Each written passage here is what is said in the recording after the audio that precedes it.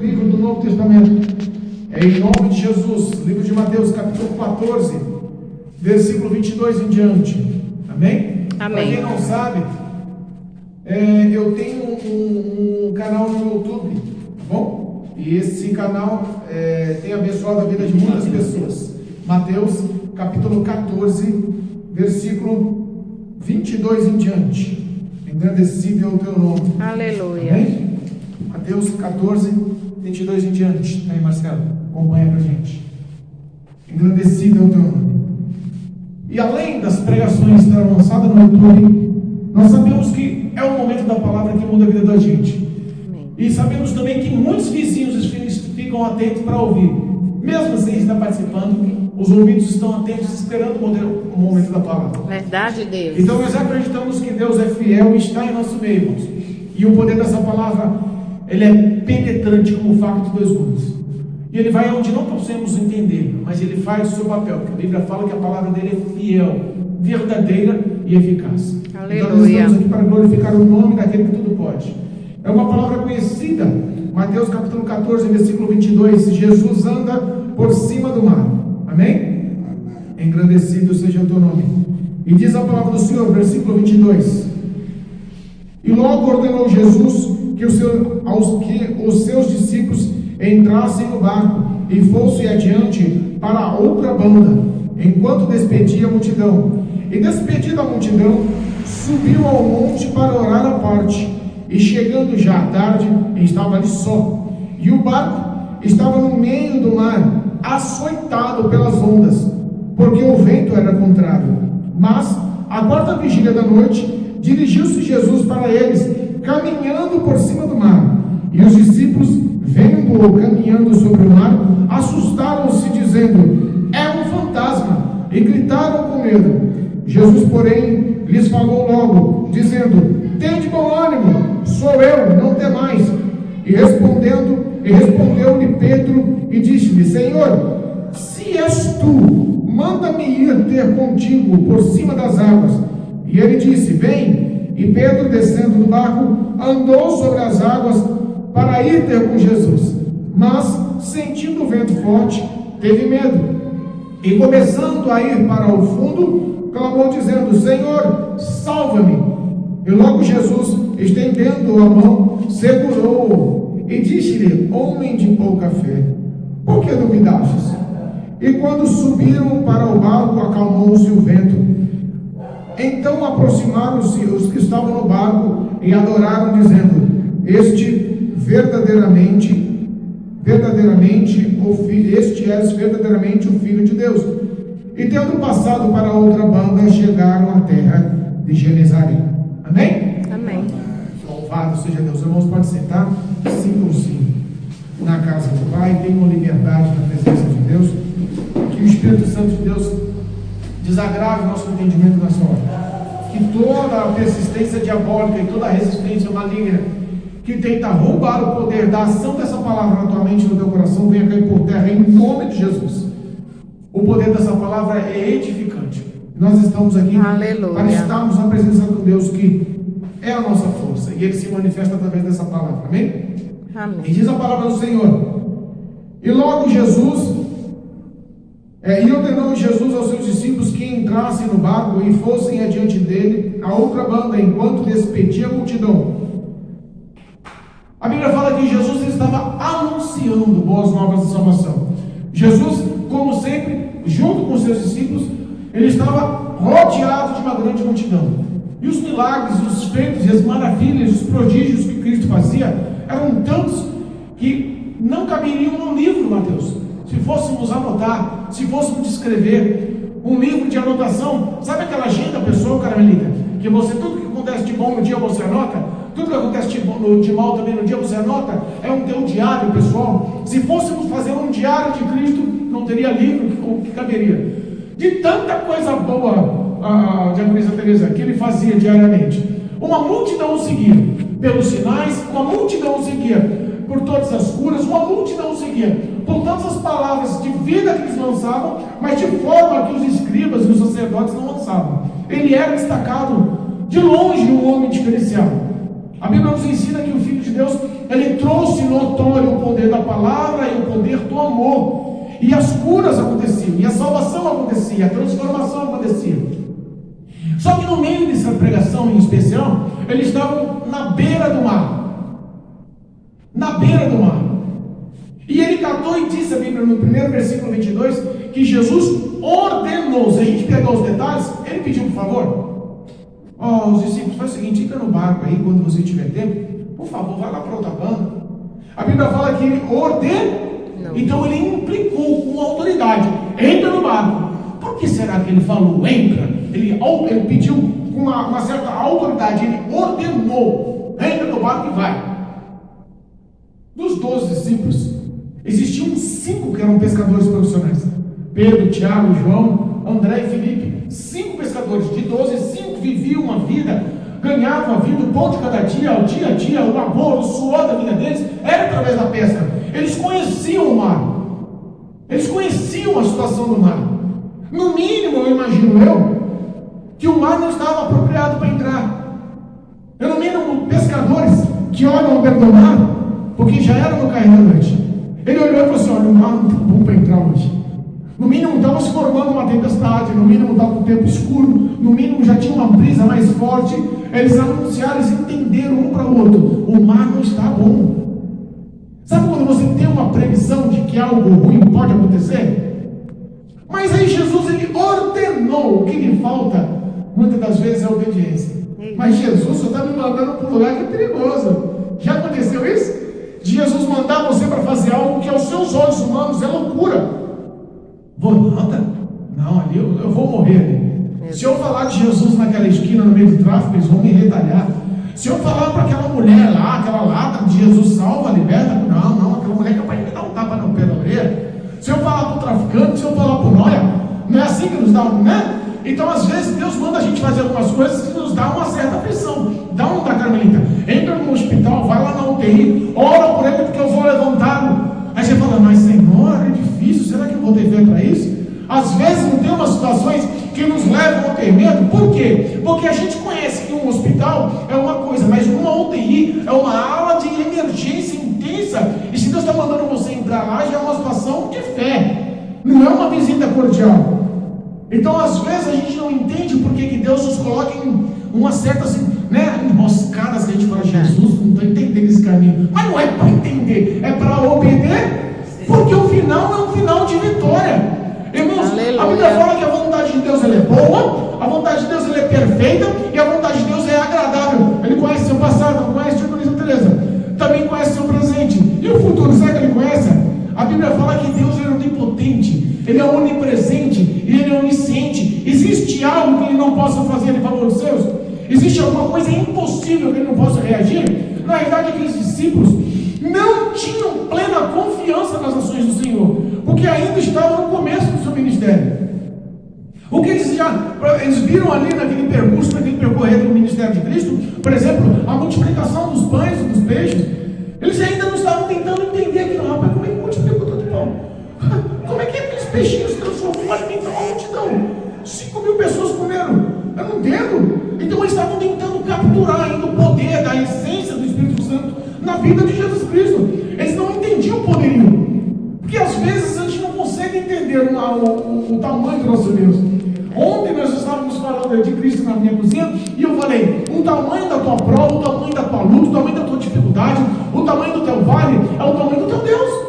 Se você deixar a dificuldade se tornar maior, maximizar, potencializar, se tornar mais forte, o teu Deus se torna menor, mais fraco, pequeno. Entendeu ou não? Mas se você tem um Deus todo-poderoso e você crê nele acima de tudo, a gente entende que nosso Deus ele é soberano e nada pode batê-lo. A última pregação aqui foi Salmo 148. Os louvores de todos que se põem na presença de Deus. E aí ele mostra tantos detalhes, até das estrelas, do sol, da lua, de todas as estrelas luzentes, animais, terra, vapor, um monte, tudo que Deus fez prova o poderio e o tamanho de Deus. E para ele se importar com o nosso coração, com a nossa mente, Mateus, é porque ele nos ama. Nada prova a essência de Deus a não ser o amor dele. Mas às vezes a gente não consegue entender. Mas quando ele te bota numa prova, numa luta, numa dificuldade, é porque ele tem o quê? Uma lição para nos ensinar. Talvez aquela lição deles entrar num barco, prevendo uma tempestade, porque os discípulos, um olhou para o outro, eram 12. Imagina 12 entrando num barco pequeno, porque aquele barco não era estrutural para levar passageiros. Era um barco de pesca, pequeno. Na época era uma coisa pequena. 12 pessoas dentro já era um certo risco. Então a embarcação já era perigosa porque era pequena. Eles olharam para o clima, para o tempo, para o vento, para o mar, e daqueles 12, 5 eram profissionais e entendiam como estava o mar naquela época, naquela hora, naquela ocasião. E eles pensaram, olha, imagina, eles se reuniram e falaram assim, rapaz, vai entrar no barco agora, aí vai ter uma tempestade, está prevendo aí uma chuva forte, está prevendo aí uma complicação no meio do mar, mas ele está nos ordenando. Eles decidiram obedecer. E a Bíblia fala que quando eles entraram no barco, entraram para dentro do mar, Cristo ele subiu, ele despediu a multidão e ele foi ter um particular em oração com Deus. Você já reparou que todas as vezes que uma prova vem, você tem que estar preparado em oração? Cristo, ele incentiva, ele te dá ânimo, ele te dá força para orar. Às vezes você começa a orar, você fala, vou orar 5 minutinhos na madrugada, porque eu estou cansado, fiz mudança, né? Difícil. Estou cansado, Deus sabe como minhas pernas estão doendo, Deus sabe como minha cabeça está doendo. Eu vou orar só 5 minutinhos, tá, Senhor? E Deus te dá um vigor, um ânimo, você dobra o jeito para conversar com Deus. Aí faz que nem os últimos dias aí. Eu fui orar, comecei a orar 3h30 da manhã, não consegui parar de orar, fui parar de orar às 9 da manhã. Jesus é bom demais. Tem hora que a gente não entende, mas por que Deus nos renova e nos reforça e nos dá a oportunidade de se chegar? Porque muitas das vezes a prova, a dificuldade, a luta vem chegando e Ele quer que você aprenda uma lição com isso. Amém? Amém. Amém, irmãos? Estão entendendo? Eu costumo dizer que conhecimento é poder. Se vocês estão conhecendo, vocês vão sair daqui revestidos de poder. O poder da graça de Deus, ele opera através do conhecimento, do entendimento. Não é por muito se falar, mas é por entender. Amém? Amém. Ele foi conversar com Cristo. E a Bíblia fala que lá pela alta madrugada, na hora nona, alguns falam que é de madrugada, uns falam que é na meia-noite, algumas interpretações, ou até mesmo no livro de Marcos tem uma interpretação diferente, no livro de João tem uma interpretação diferente, mas a gente entende nos dias atuais que é no meio da madrugada. No meio da madrugada, Cristo orando, ele olha lá no meio do mar, porque eles estavam uma distância que dava para se enxergar, mas a tempestade estava muito intensa. Mas como ele dava para enxergar? Porque Cristo sabe onde você está. Ele não precisa te olhar o olho nu. Quer um exemplo? Lembra quando o mensageiro de Marta e Maria foi lá avisar Jesus, Lázaro, aquele teu amigo, quem você ama, está adoecido. E aí quando Lázaro morreu, ele falou para os discípulos, Lázaro acabou de estar dormindo. Estava dizendo que ele acabou de morrer. Amém? Mas Jesus estava lá com Lázaro? Não. Mas tinha que estar lá fisicamente para saber a hora exata que Lázaro morreu? Também não, porque ele conhece os nossos passos. Amém? Ele conhece onde você anda, ele conhece o que você passa, ele conhece seus sentimentos, ele conhece sua prova, ele conhece sua luta, ele conhece sua dor, as suas fragilidades, ele conhece suas fraquezas, ele conhece o seu limite. Deus, ele é Deus. E toda aquela dificuldade, toda aquela aflição, ele simplesmente podia ter descido antes e ter ido com os discípulos, ou ele podia ter descido antes da tempestade, mas ele esperou a intensidade, porque a Bíblia fala que as águas açoitavam o barco, não estava com uma tempestade qualquer, e o vento era contrário. Vento contrário é difícil, né? Quantas vezes você pensa, diaconisa, minha vida está assim, espiritualmente eu estou assim, né, Maurício? Agora eu estou trabalhando, né, Maurício? Estou bem, agora eu vou fazer um plano, vou juntar o dinheiro, vou me reformar, eu vou comprar, vou conquistar, eu vou evoluir. Quantos planos e quantos sonhos ficam na cabeça da gente?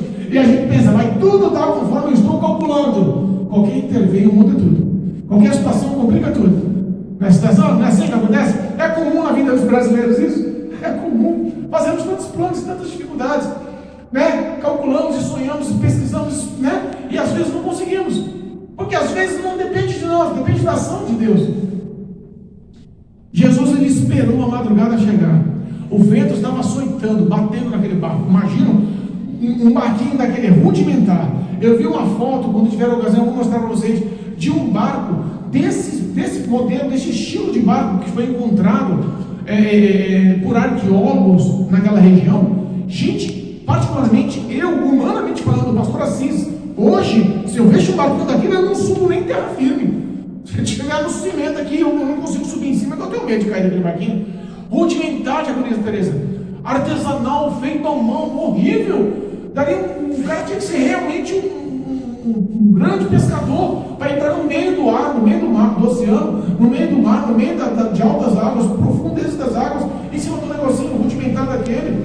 Hoje a gente vê tanta tecnologia, tanta sofisticação, né? Tanta coisa que faz uma certa estrutura e mesmo assim dá medo. Quantos barcos grandes naufragam aí, afundam aí, não é assim? E a gente vê que aquela situação era uma situação de risco, pela ocasião, pela situação do barco, pela superlotação do barco, pela a tempestade, o vento contrário, tudo dava essa impressão que eles estavam caminhando para uma situação de derrota. Às vezes não parece que a nossa vida está se afundando. Quantas vezes a gente pensa que a nossa vida está indo pelo caminho certo, Marcelo?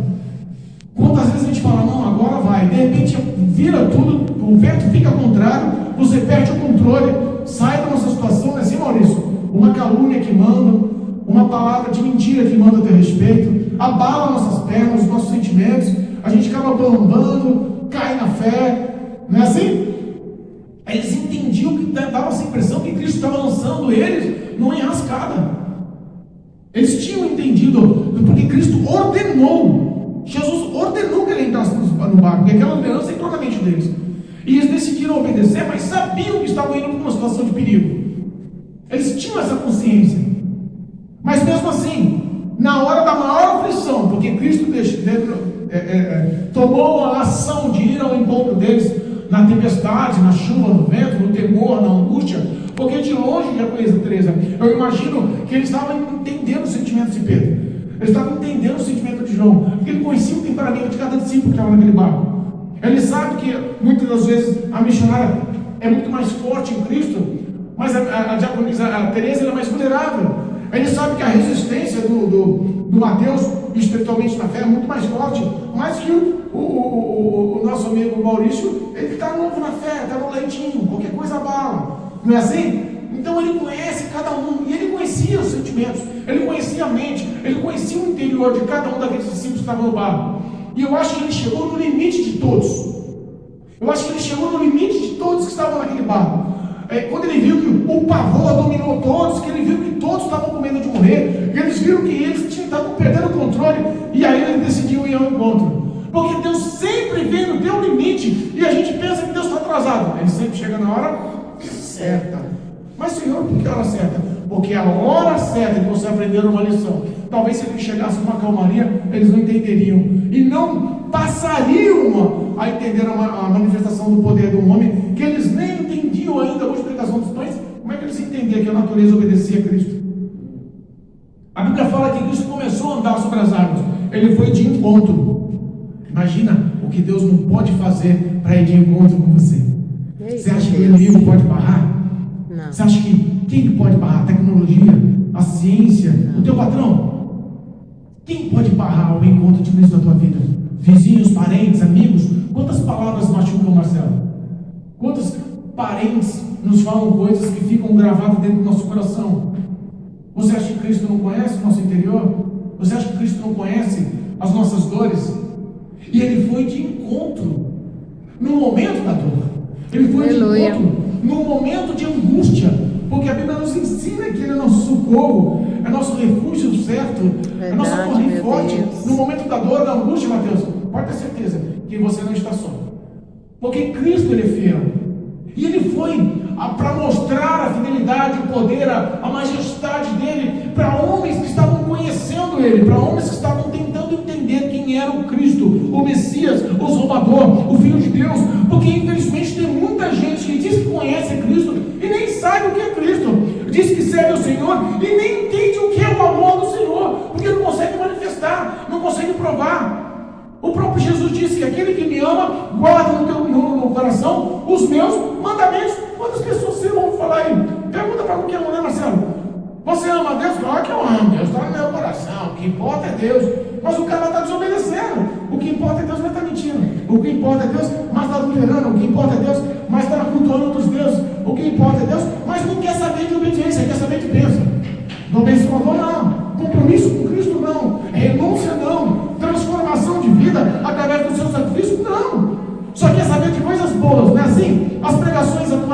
muito assim hoje em dia?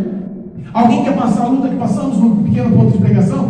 Que nada, vou lá ficar no meio daquele povo, não. Pouquinho, meia dúzia de gente sentada numa sala, ficar ouvindo falar de Jesus. Eu vou para essa igreja grandona, que tem tudo de bom, já preparado. Não, Mateus, vou lá ouvir os músicos cantar com excelência, vou lá ficar ouvindo a gente falhar, desafinado, sobe e desce a voz, uma dificuldade para cantar, caixinha de falha, celular que toca, é uma dificuldade, música lá fora, carro de som, criança, todo parando de dificuldade, mas nós entendemos que a presença do Espírito Santo, pelo poder dessa palavra, ela nos toca a ponto de edificarmos na fé e na presença do Senhor que se faz presente. Aleluia. Cristo queria mostrar isso, uma edificação de fé na vida daqueles 12, através das dificuldades da tribulação, do medo, por que não? Porque às vezes não entendemos, mas Cristo nos bota em situações de medo, para que possamos anunciar, para que possamos mudar, para que possamos tomar coragem.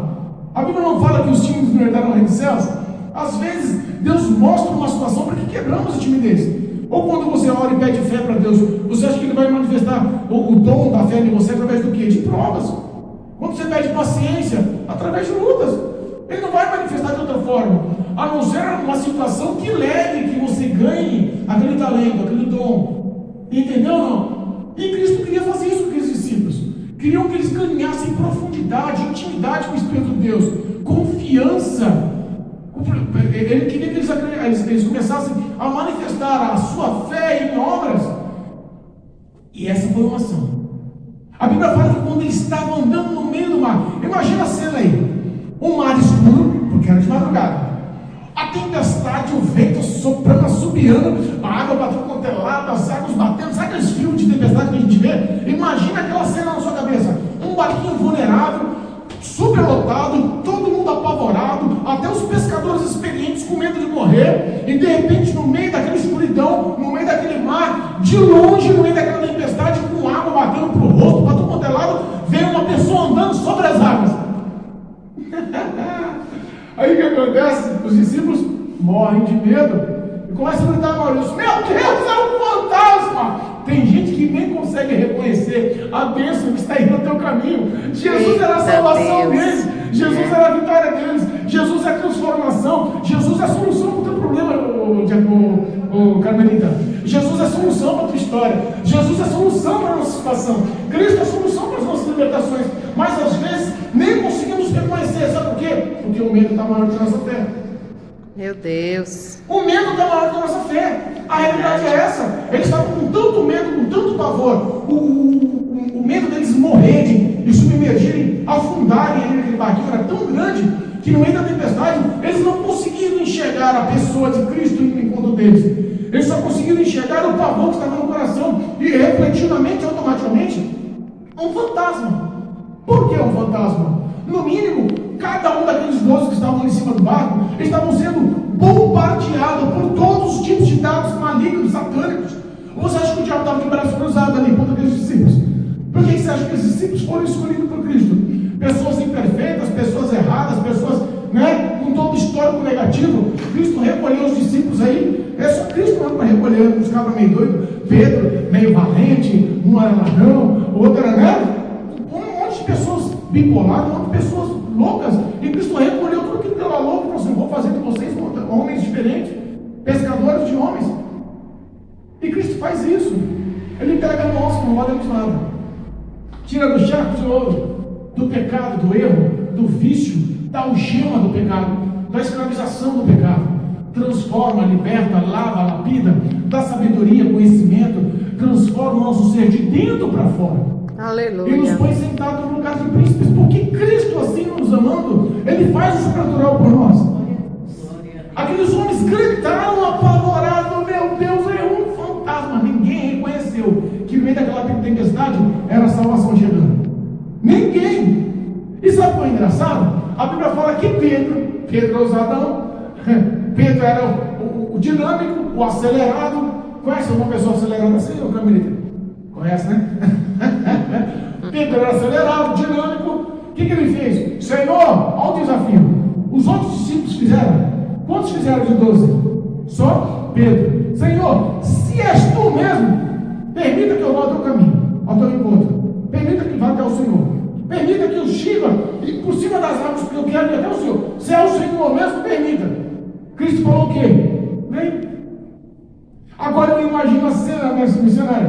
Eu imagino a cena, sabe por quê?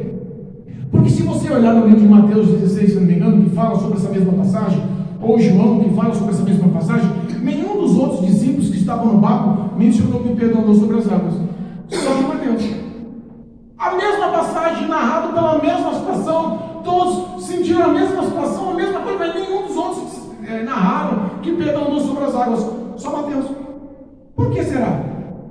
No mínimo, os 12 que estavam ali dentro, Pedro tomou a coragem e falou assim: eu vou, se é Cristo eu vou andar por cima das águas, eu vou realizar o sobrenatural, eu vou viver o que Cristo tem preparado, eu vou realizar o que ninguém realizou, eu vou fazer o que Ele faz. Cristo nos deu essa autoridade, não é assim? Se creres em mim, farás obras maiores que eu faço ou maiores, não é assim que diz a palavra? Pedro decidiu viver o sobrenatural, mas os discípulos que ficaram, os 11 que ficaram no barco, no mínimo olhou e falou assim: Mateus, imagina, 5 pescadores, profissional, que vive a vida da pesca, conhecia o mar, viu o mar revolto, as águas bateram no barco, e Pedro falando: vou andar sobre as águas para encontrar Jesus. Você acha que eles apoiaram? Apoiou nada. Se tivesse apoiado, não tinha mencionado nos outros livros. Os outros discípulos tinham dado apoio. Imagina João falando, João, amigo íntimo de Cristo.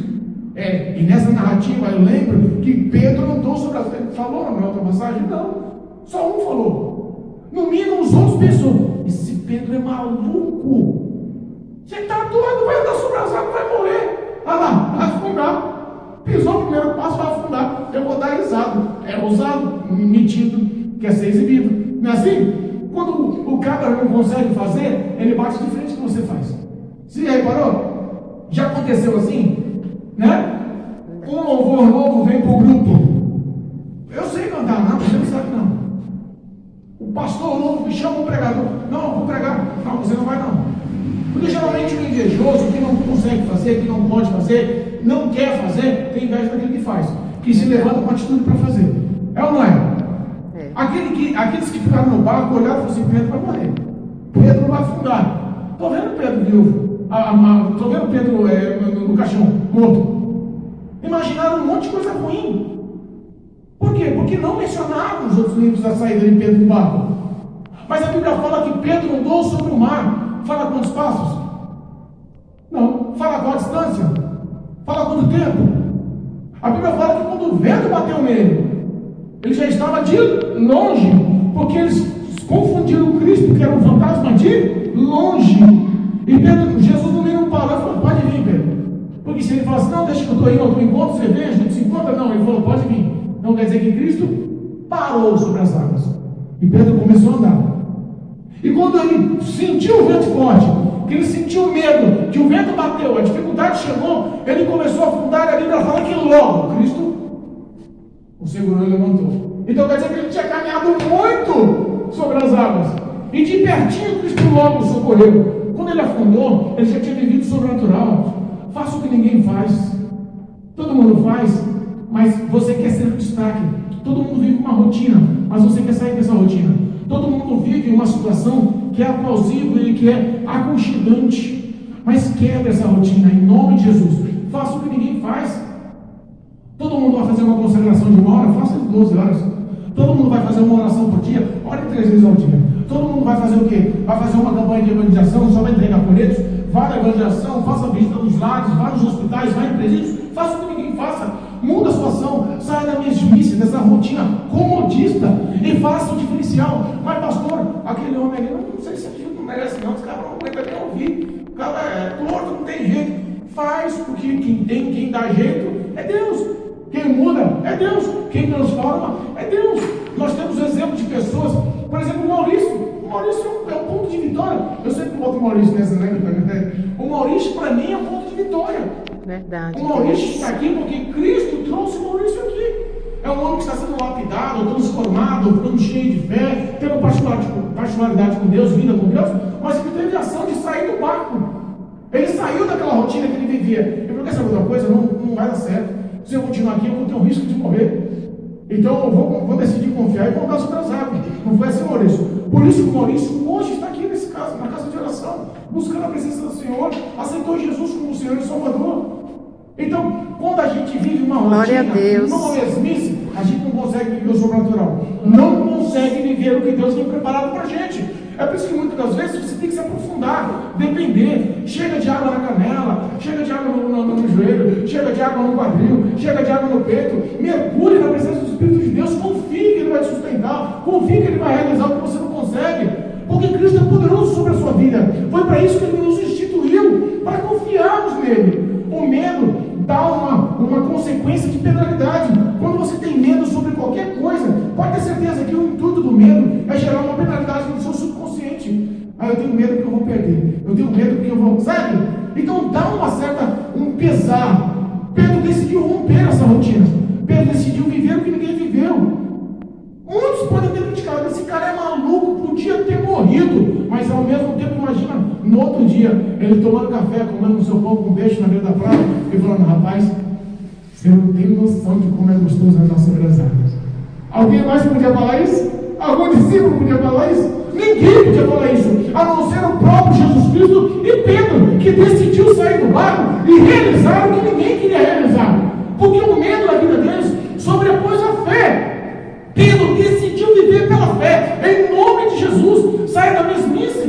Por que às vezes o milagre não acontece? Por que às vezes a restituição não acontece? Por que às vezes a cura não acontece? Por que às vezes a transformação não acontece? Por que às vezes a libertação não acontece? Porque estamos acomodados. Se a gente soubesse, uma vez eu conversando com a minha esposa, eu falei para ela, olha, se Deus, por teu infinito poder, graça e misericórdia, pudesse dar a visão para a Carmelita, só de 1 minuto, Carmelita, não precisava mais, 60 segundos, da nossa visão espiritual abrir, Mateus, e a gente enxergar no momento de palavra desse, 1 minuto só, a luta espiritual de anjos e demônios, lutando para conquistar a sua alma, o temor geraria no teu coração, o medo tomaria conta. Senhor, eu preciso me enxergar, vou sair da rotina, porque eu vi um monte de demônios lutando para levar minha alma para o inferno, e um monte de anjos me defendendo para evitar que eu vá para o inferno. 1 minuto, se Deus permitisse que a gente enxergasse o mundo espiritual somente 1 minuto, a gente se agarraria aos pés do Senhor, se orava uma vez por dia,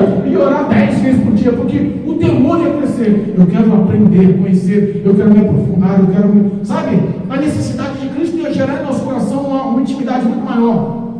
Pedro, aleluia, que ninguém viveu.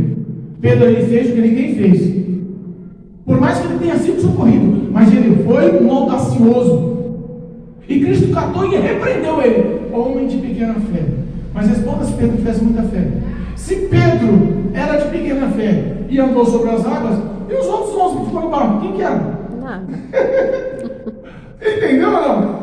A Bíblia fala que, o Cristo fala que não precisa ter muito, a fé precisa ser do tamanho de um grão de mostarda. Era muita? Não, era pouquinha, mas ele decidiu exercitar. Cristo olhou para ele e repreendeu e falou assim, você tem pequena fé, por que duvidou? Mas mesmo Pedro recebendo aquela repreensão, imaginou, eu tenho pequena fé, mas eu vivi o que eu não pensei em viver. E os discípulos ficaram no barco. Imagina depois bater o barco com Pedro. Cristo te repreendeu, mas eu andei sobre as águas. Tem uma diferença ou não tem? Irmãos, em nome de Jesus, não se deixe levar pela influência dos homens. Em nome de Jesus, não deixe levar pela fofoca dos outros a teu respeito. Em nome de Jesus, não deixe de se levar por palavras malignas. Em nome de Jesus, não se deixe levar por influência. Sabe quais são as pessoas que mais influenciam as nossas vidas? Parentes. São as pessoas mais próximas que podem te ofender, te magoar, te entristecer. Porque existe um convívio pessoal.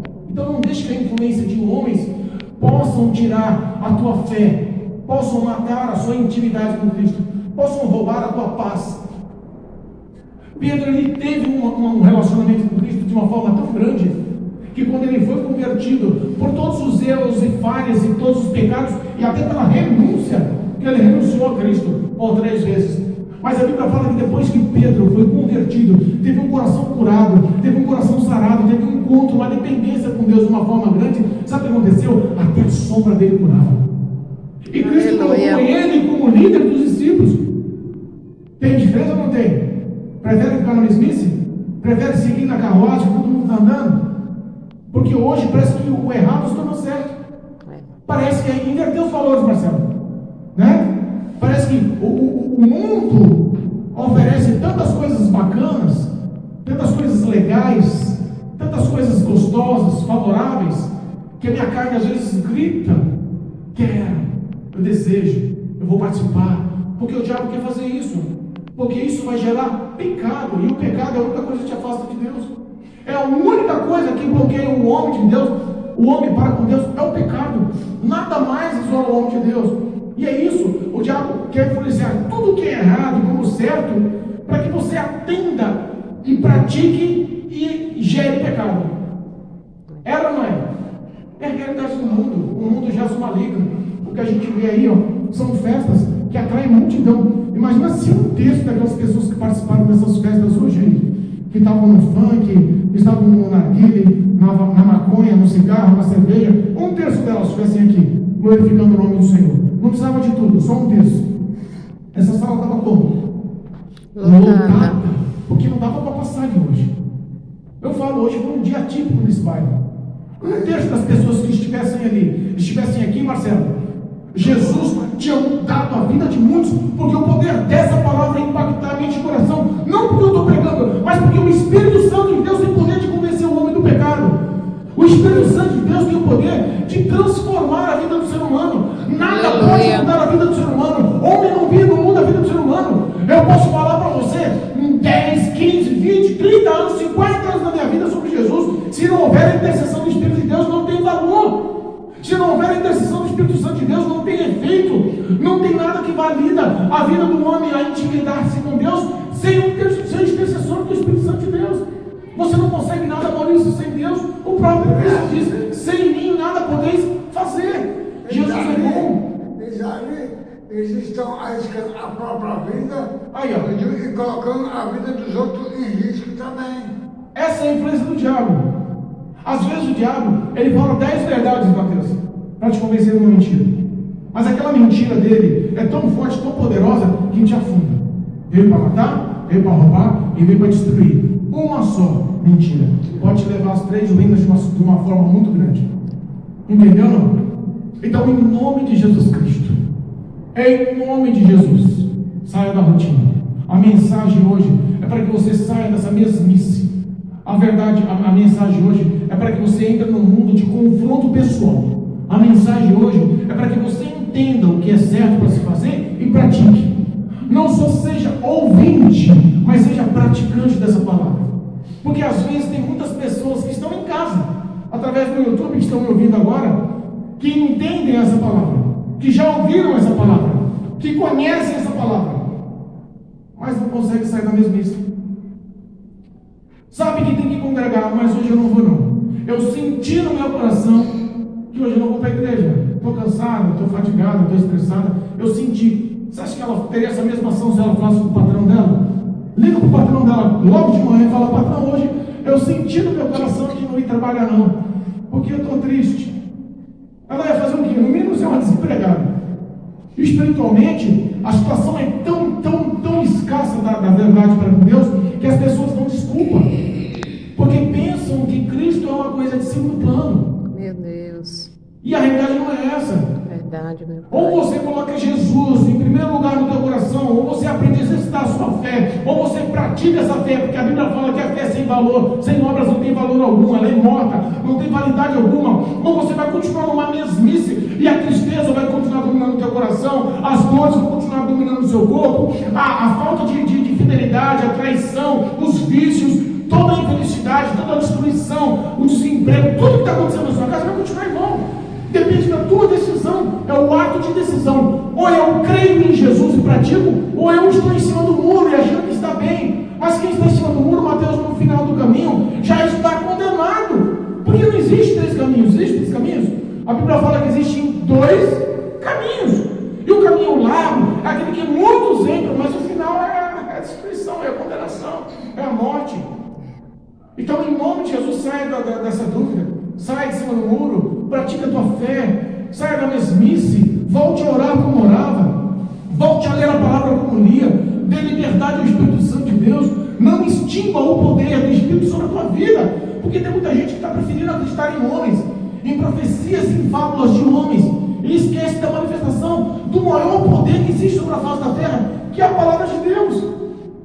Então aprenda a ler. Se você não conhece Cristo, você é um crente pequeno, vulnerável, frágil. Cristo, Mateus? Eu tenho acesso. Eu posso conhecer. Quantos países no mundo queriam ter o prazer de ter uma Bíblia nas mãos e andar livremente pelas ruas?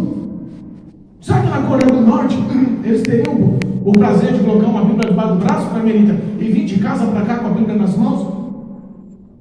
Como que será na China, Diaconisa Teresa? Será que eles poderiam reunir-se assim e colocar uma caixa para que todos os vizinhos ouçam o que estamos pregando? Eles queriam ter o privilégio e o prazer que nós temos. E nós que temos esse prazer, esse privilégio, muitas das vezes não queremos se aprofundar para conhecer Cristo. E só quero ouvir a Cristo de boca para boca, de ouvir falar. Mas se você conhecer a Cristo com intimidade, porque Cristo quer ser seu amigo, Cristo quer ser íntimo de você, o Espírito Santo de Deus que mora no teu coração quer ter particular com você, quer ouvir a sua confissão, quer ouvir as suas dores, o seu clamor, a sua súplica.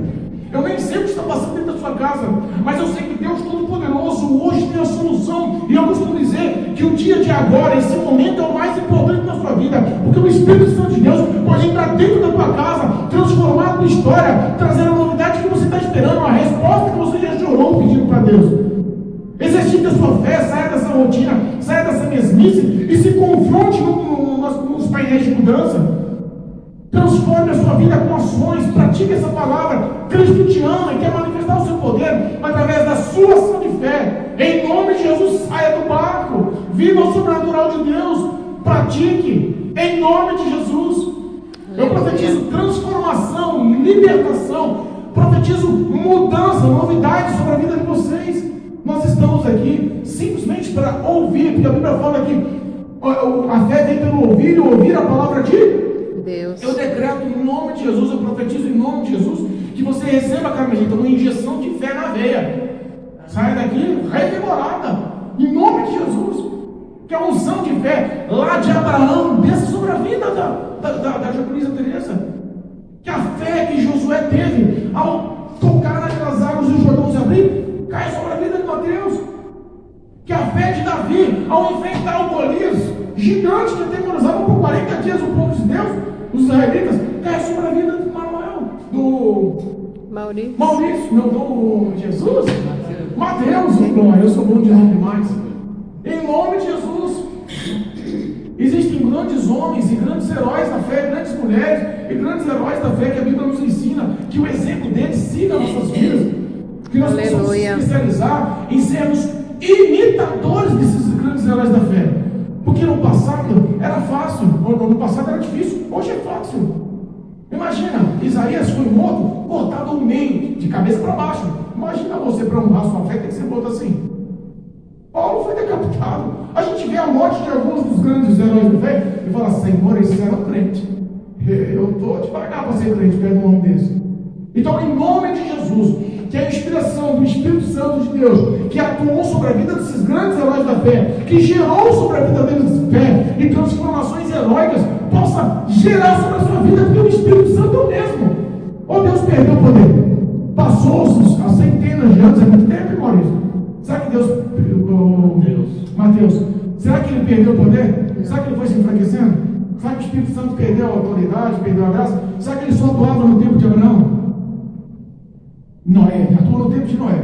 Hoje, 2021, muito tempo depois, será que o Espírito Santo perdeu força? Não! O Espírito Santo é o mesmo, onipotente, onipresente, ele é eterno, ele é sabedor, é o mesmo Espírito que fazia milagres, é o mesmo Espírito que fez Josué orar e o sol parou, é o mesmo Espírito que fez o mar vermelho abrir, é o mesmo Espírito que fez as muralhas de Jericó tombar, é o mesmo Espírito que ressuscitou Lázaro, é o mesmo Espírito que está sobre nossas vidas. Então, em nome de Jesus, receba a fé nessa noite, para que você saia da mesmice e viva o sobrenatural de Deus. Amém? Amém. Amém, igreja? Amém. Em nome de Jesus. Fiquem em pé, eu quero fazer uma oração por vocês.